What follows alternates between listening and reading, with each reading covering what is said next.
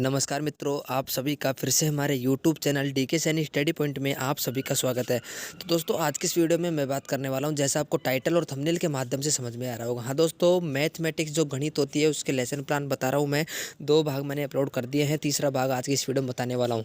तो जो भी मित्र हमारे यूट्यूब चैनल पर पहली बार है, यूट्यूब चैनल से जुड़ने के लिए यूट्यूब चैनल को सब्सक्राइब करें, वीडियो को लाइक करें और ज़्यादा से ज़्यादा इस वीडियो को अपने मित्रों के साथ शेयर जरूर करें। तो चलिए दोस्तों, वीडियो को करते स्टार्ट। 2 लेसन प्लान डाल दी है। तीसरी दैनिक पाठ्य योजना है मैथमेटिक्स की, जिसमें फॉर्मेट मैंने आपको बताया था। कोई विद्यालय का नाम, दिनांक, कक्षा, अवधि, कालांश, विषय, प्रकरण है वो है घातांक। पहला है त्रिभुज था, दूसरा है वर्ग या वर्गमूल, तीसरा जो प्रकरण है वो घातांक है। तो घातांक के बारे में समझाना है। फिर उसमें सामान्य उद्देश्य, सामान्य उद्देश्य के बारे में बात करें तो सामान्य उद्देश्य सब में सेम रहेगा। तो जो सामान्य उद्देश्य है वो मैंने बताया था दोनों जो लेसन प्लान में भी, तो सब सेम रहेगा। तो सामान्य उद्देश्य में आपको ये करना है। सामान्य उद्देश्य में ये लिखने के बाद 8 पॉइंट आपको मिनिमम लिखने हैं। तो 8 पॉइंट हमने लिख दिए हैं। 8 पॉइंट के बाद में अगले पन्ने में चलना है और विशिष्ट उद्देश्य के बारे में बात करेंगे। तो विशिष्ट उद्देश्य है, ज्ञानात्मक उद्देश्य में 2 पॉइंट लिखने हैं, भावात्मक उद्देश्य में 2 पॉइंट लिखने हैं, तीसरा है क्रियात्मक उद्देश्य में 2 पॉइंट लिखने हैं, जिसमें छात्र घातांक को बता सकेंगे। तो घातांक की जगह आपको प्रकरण का नाम लिखना है। भावात्मक उद्देश्य, क्रियात्मक उद्देश्य में 2 पॉइंट हो गए। फिर सहायक सामग्री में आपको वही चौक, डस्टर, लपेट फलक, श्याम पट्टी तथा चार्ट, अंकित प्रश्न का प्रस्तुतिकरण। पूर्व ज्ञान में आपको वही प्रकरण की जगह आपको घातांक लिखना है, दूसरा प्रकरण लिखना है। उसके बाद में बात करें तो प्रस्तावना आपको बनानी है। प्रस्तावना हम 3 क्वेश्चन की कर सकते हो, 4 भी कर सकते हो, सरल से कठिन की और आपको क्वेश्चन करने हैं। लास्ट का है जो प्रस्तावना का प्रश्न है पहला, 100 क्या है, संख्या 100 को किस प्रकार रूप में और लिखा जा सकता है, 10 स्क्वायर में 2 क्या है। तो आपको ये लिखना है। प्रस्तावना बनाने के बाद आपको अगले में लिखना है कि उद्देश्य कथन क्या है। उद्देश्य कथन में आपको बताया था प्रकरण की जगह आपको दूसरा प्रकरण लिखना है, बाकी सब में सेम रहेगा। तो छात्रों, आज हम घातांक के विषय में अध्ययन करेंगे। फिर प्रस्तुतिकरण में आपको 3 शिक्षण बिंदु कम से कम लेने हैं। तो शिक्षण बिंदु, छात्र अध्यापक क्रिया, छात्र क्रिया, श्यामपट्ट कार्य। तो पहला शिक्षण बिंदु है वो है घातांक के नियम। तो छात्र अध्यापक क्रिया में घातांक के नियम क्या, घातांक के बारे में बात आपको लिखना है। जो यदि किसी पूर्ण संख्या ए को जो पूरा लिखना है। और श्यामपट्ट कार्य में आपको 3 स्क्वायर, 3 की घात 5 में 3 आधार 5 घातांक, ये आपको समझाना है। तो दोस्तों, आप स्क्रीनशॉट लेकर उतार सकते हो और आप मेरे साथ साथ मैं आपको टाइम दे रहा हूँ तो आप उतार लीजिए। तो उसके बाद में आपको फिर जो शिक्षण बिंदु है उसमें लिखना है एक ही आधार वाली संख्याओं का घातांकीय गुणन, जिसमें फिर आगे फिर ये लिखना है आपको पूरा समझाना है, क्योंकि मैथमेटिक्स का है तो मैथमेटिक्स में तो समझाना ज़्यादा होता है, श्यामपट्ट कार्य ज़्यादा होता है।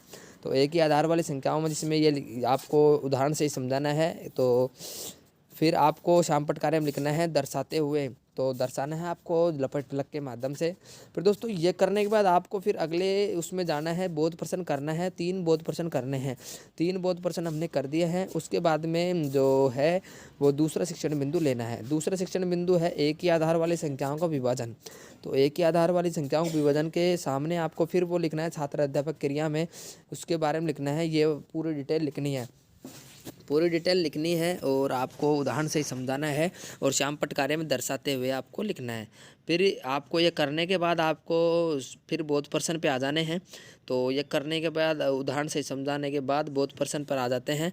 बोध प्रश्न आपको 3 क्वेश्चन करना है। जैसे पहला है, समान आधार वाली संख्याओं के भाग में घातांक को क्या किया जा सकता है। तो घातांक को उठाया जा सकता है। एक ही आधार वाली संख्या का विभाजन किस सूत्र से कर सकते हैं। तो x की घात m भाग x की घात n बराबर x की घात m-1। तीसरा है 2 की घात 9 भाग 2 की घात 4 का मान बताओ। तो 2 की घात 5, क्योंकि दोनों आधार सेम है तो ऊपर की घात है वो घट जाएंगे आपस में।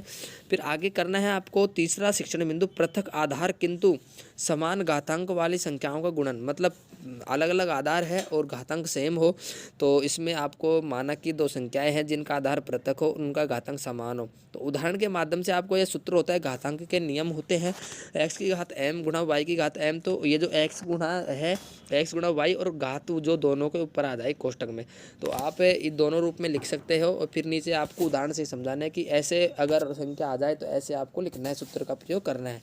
फिर वही बोध प्रश्न पे आ जाने हैं आपको। बोध प्रश्न में 3 बोध प्रश्न जो प्रश्न है वो करने हैं, जो आपको बताया था मैंने। फिर पुनरावृत्ति के प्रश्न है वो आ जाते हैं। पुनरावृत्ति के प्रश्न में आपको कम से कम 5 क्वेश्चन करने हैं, जिसमें वस्तुनिष्ठ हो जाते हैं, अति लघुत्तरात्मक हो जाते हैं, लघुत्तरात्मक होता है, निबंधात्मक हो जाते हैं। फिर उसके बाद में आपको बता दूं मैं, उसके बाद में निरीक्षण कार्य आ जाता है। निरीक्षण कार्य आ जाता है, उसके बारे में आपको छात्र अध्यापक कक्षा में घूम घूम कर छात्रों की उत्तर पुस्तिका में किए गए कार्य को ध्यान से देखकर निरीक्षण करता है। फिर आपको गृह कार्य देना, मैं बात कर रहा था पिछले लेसन प्लान में, तो गृह कार्य है वो देना है। 3 क्वेश्चन इसमें दिए हुए हैं और फिर जो लेसन प्लान है वो हमारा पूरा होता है। तो दोस्तों उम्मीद करता हूँ आपको ये वीडियो अच्छी लगी होगी, तो कमेंट करके ज़रूर बताइएगा। तो सबसे पहले आपको बता दूँ कि हमारे चैनल पर जो बीएड बीएसटीसी से संबंधित जो भी डायरियाँ हैं वो अपलोड हो रही है टाइम से टाइम। तो आप चैनल से जुड़े रहे, अपने दोस्तों को ज़्यादा से ज़्यादा जुड़वाए। तो टाइम टू टाइम हमारे पास रात को हमारे वीडियो आती है 6 बजे से लेकर शाम को, और 8 बजे के बीच में आप वीडियो मिल जाती है।